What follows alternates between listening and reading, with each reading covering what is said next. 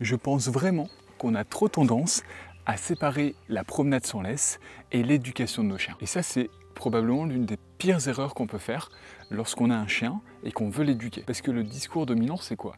C'est que finalement, la promenade, c'est un peu une charge pour le propriétaire, c'est une obligation, et pour le chien, c'est simplement un moment de repos. Et à côté de ça, l'éducation, c'est un moment où on va faire du travail intensif avec son chien, on va lui faire des exercices, et c'est quelque chose qui est fatigant tant pour lui que pour vous. Et c'est la pire erreur qu'on puisse faire. Si on transforme la promenade sans laisse en vecteur d'éducation, ça réglera probablement 80% des problèmes de comportement de nos chiens. Donc dans cette vidéo, on va voir 3 grosses erreurs qu'il faut absolument éviter de faire lorsqu'on promène nos chiens sans laisse. C'est des erreurs qu'on fait beaucoup trop souvent, qui peuvent avoir un impact sur son éducation, son comportement, mais également le déroulement de la promenade. Et avant de voir ces erreurs, je tiens à remercier les personnes qui ont rejoint le programme des promenades éducatives. Si vous avez des questions, si vous avez des remarques, des choses que vous voulez que je précise de la formation, n'oubliez pas que vous avez un onglet chat qui vous permet de me contacter directement.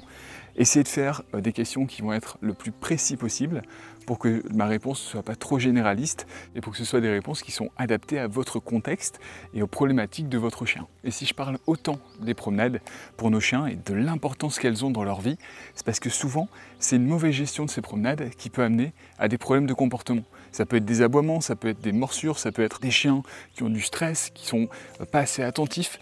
Il y a plein de cas où en fait parfois c'est la mauvaise gestion d'une promenade qui peut amener ça. Alors attention, je ne parle pas des chiens qui ont eu des traumatismes, je ne parle pas des chiens qui ont des gros problèmes de comportement, parce que ça, c'est des problématiques que seul un comportementaliste pourra traiter pour vous, mais ça représente peut-être 5% des cas. Pour le reste, vous avez peut-être cette problématique. Vous avez votre chien qui peut se sauver sans raison parce qu'il a vu un animal passer, son attention se met sur cet animal ou sur cette odeur, il se met à partir en courant, et là c'est fini. Vous ne pouvez plus le rattraper et malheureusement il se met en danger et il peut également mettre les autres en danger, les voitures qui passent, les cyclistes. Ça peut aussi amener de la réactivité envers ses congénères, envers les autres animaux également. Et tous ces risques d'accident, malheureusement, ça empêche de profiter des promenades avec nos chiens. Souvent, on va les garder en laisse, très proches de nous. On va toujours être en stress. On ne pourra pas avoir d'interaction avec d'autres chiens. Et en fait, c'est un peu comme un cycle infernal. Parce que si nos chiens ne peuvent pas rencontrer d'autres chiens, ils sont de moins en moins sociabilisés. Si nos chiens ne peuvent pas courir, ils ont un niveau d'énergie qui est beaucoup trop élevé. Et malheureusement, ça amène à des cercles sans fin. On n'arrive pas à trouver par quel bout commencer pour régler ce problème. Et malheureusement, s'il n'y a pas de progrès de nos chiens dans ça, et il n'y en aura pas si on laisse les choses traîner, ce qui va se passer, c'est que probablement le lien avec notre chien, il va être de plus en plus usé, de plus en plus coupé, parce qu'on n'aura plus confiance l'un envers l'autre. Il y a beaucoup de maîtres qui se sentent coupables parce qu'ils essaient de faire du mieux qu'ils peuvent et malheureusement, c'est pas si simple que ça à faire. Et c'est pour ça que je fais cette vidéo, pour vous donner 3 erreurs qui vont gâcher l'intérêt de la promenade et gâcher l'effet vertueux qu'elle peut avoir sur la progression de votre chien. Bien évidemment, ça ne va pas résoudre tous les problèmes, mais je pense que ça peut déjà vous guider vers le bon chemin pour repartir sur des bases un peu plus solides et reprendre confiance l'un envers l'autre. Parce qu'en tant que maître, nous on a une triple responsabilité. Et vous le savez, notre responsabilité première, c'est d'aider notre chien à s'adapter au monde dans lequel il vit, en lui apportant des outils, des automatismes, des règles qui vont lui permettre de ne pas se mettre en danger. Mais également, et c'est hyper important, faire en sorte que notre chien il soit le plus heureux possible, le plus éduqué possible. Profiter de ce vecteur d'éducation pour qu'il puisse tirer un maximum de profit de la balade et de l'éducation qu'on peut lui apporter. Mais également, et c'est là que nous-mêmes, on doit s'éduquer nous-mêmes, c'est la cohérence qu'on apporte. Une cohérence dans nos demandes, une cohérence dans notre comportement pour pouvoir être vraiment le pilier de notre chien, pour qu'il comprenne ce qu'on attend de lui, qu'il comprenne comment il doit agir et ne pas faire d'erreurs qui pourraient avoir de graves conséquences. Et c'est ça qui m'amène aux 3 erreurs à éviter de faire lorsqu'on promène nos chiens en promenade sans laisse. Et si vous évitez ces erreurs, je suis sûr que déjà dans quelques jours, vous verrez la différence. Et la première erreur à éviter, c'est de ne pas utiliser la promenade comme un outil d'éducation, mais uniquement de voir la promenade comme si c'était une obligation, quelque chose qu'on doit faire pour que notre chien il prenne l'air, alors que c'est probablement ce moment-là qui est le plus utile pour lui. La promenade, elle a plein de vertus qu'on ne peut pas avoir à la maison.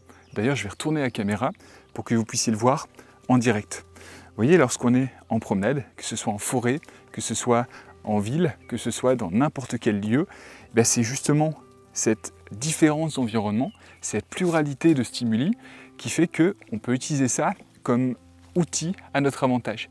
Là par exemple, on l'a déjà vu plusieurs fois, je peux très bien me cacher.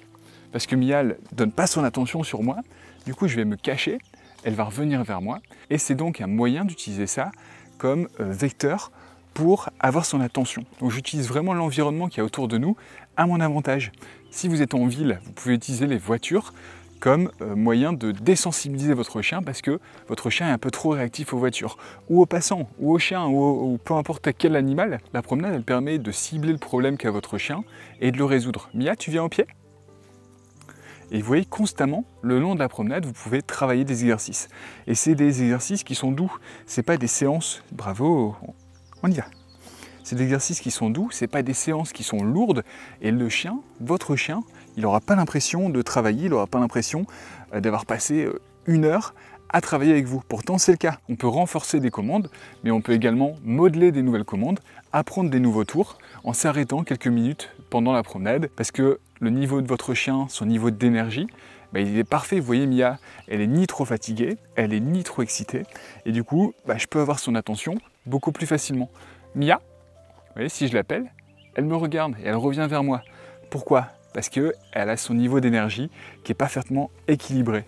Il faut voir comme une jauge d'énergie où si votre chien est trop excité, il ne vous écoutera pas.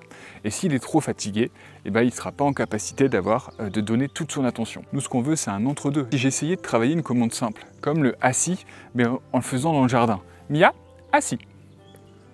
Et là, l'avantage que j'ai, c'est qu'il y a des bruits autour. C'est beaucoup plus difficile de la faire obéir que si vous étiez dans votre jardin, votre cour, dans un lieu qui est aseptisé. Donc il faut vraiment voir chaque sortie comme une opportunité d'apprentissage en ayant un plan à l'avance. Donc ça, c'était vraiment la première erreur à éviter. Et la deuxième erreur à éviter de faire lorsque vous êtes en promenade, c'est de redémarrer à chaque fois de zéro. Qu'est-ce que je veux dire par là? C'est que l'erreur qu'on fait souvent et que j'ai faite au début, c'est de se dire que à chaque nouvelle promenade, on ne crée pas spécialement d'habitudes, on ne crée pas d'habitudes qui sont positives, donc on redémarre toujours de zéro. Et pourtant, nos chiens, tout comme nous, c'est des animaux d'habitude. Ils vont apprendre par la répétition, mais également la récompense. Donc on peut utiliser ça à notre avantage. Donc eux, ils ont besoin de savoir précisément qu'est-ce que vous attendez d'eux. Et si vous redémarrez de zéro à chaque sortie parce que vous n'avez pas créé d'habitudes positives, vous perdez un gros outil d'éducation, un gros pilier de l'éducation. Comment faire ça? C'est assez simple. Déjà, ça va dépendre des besoins de votre chien, mais si on part des besoins globaux de tous les chiens, c'est au moins de maîtriser les ordres de base. Le rappel, le assis, le coucher, le reste, des ordres qui permettent de le garder en sécurité et de vraiment avoir un contrôle sur lui, pas un contrôle dans le mauvais sens, mais un contrôle dans la sécurisation de son environnement et sa sécurisation. Donc pour faire ça, assez simple, utilisez la promenade pour qu'à chaque sortie, vous répétiez ces ordres de base, vous fassiez du renforcement positif en récompensant à chaque fois que votre chien s'assoit à distance. Renforcez le fait que lorsque vous l'appelez au pied et qu'il revient bien au pied, il est récompensé. Vous n'êtes pas obligé de récompenser avec de la nourriture à chaque fois. Vous pouvez simplement féliciter. Mais au début, lorsque vous êtes dans la partie de modelage, essayez de renforcer ça en donnant des friandises les plus appétantes possibles à chaque fois. Et au fur et à mesure, vous allez créer une alternance des récompenses en donnant des récompenses, mais uniquement tous les 2 ou 3 ordres bien réalisés. Ce que ça va surtout apporter, c'est que lorsque vous croisez un événement, une personne, un animal qui n'était pas prévu dans votre plan et qui peut mettre votre chien en danger, le fait que votre chien ait l'habitude de répondre, il vous donnera beaucoup plus facilement son attention et donc vous avez beaucoup plus de chances que votre chien ne s'assoie ou ne revienne au pied pour que vous puissiez le tirer d'affaire. Moi, je vois chaque sortie comme un moyen de l'éduquer, mais aussi un moyen de se préparer à un éventuel danger. Parce que le jour où le danger arrive, je serais bien content que Mia, elle ait l'habitude de répondre quand je l'appelle et de répondre positivement, même à distance. Et ça nous amène à la 3e erreur à ne pas faire, c'est de ne pas avoir de plan d'entraînement. Si vous n'avez pas de plan d'entraînement, vous n'avez donc aucune stratégie. Vous ne savez pas où en est votre chien, vous ne savez pas où vous voulez qu'il aille, et du coup vous avancez presque dans le vide. Vous ne savez pas si votre chien il a progressé, s'il a régressé dans certains points. Donc c'est toujours intéressant de se noter ça, d'avoir un plan d'entraînement. Alors il y a des méthodes qui sont plus ou moins complexes. Moi j'ai ma propre stratégie, mais pour faire simple, vous pouvez simplement démarrer en vous disant où en est mon chien aujourd'hui, où j'ai envie qu'il aille, et essayer de vous faire un petit plan sur comment l'entraîner, qu'est-ce que j'ai envie de lui apprendre. Et ce plan il va vous permettre de progresser un petit peu chaque jour, parce que vous aurez mis en place des exercices adaptés à ses lacunes, adaptés par exemple à sa réactivité, à son manque d'attention, a ses lacunes en commande de base. Vous aurez pu identifier ça et travailler dessus. Le but, c'est de progresser un petit peu chaque jour. Il y a un livre que j'adore qui s'appelle Atomic Habits, qui explique que nous, en tant qu'humains, si on progresse de 1% chaque jour, on aura atteint un niveau incroyable. Et ben, je pense que pour nos chiens, c'est pareil. Je ne veux pas changer Mia du jour au lendemain. Je ne veux pas qu'aujourd'hui, elle apprenne ça et que du coup, je considère qu'elle le sache toute sa vie. Non, je veux qu'aujourd'hui, elle ait progressé dans le plan d'entraînement qu'on s'est fixé. Il y a quelques mois, j'ai travaillé son reste à distance.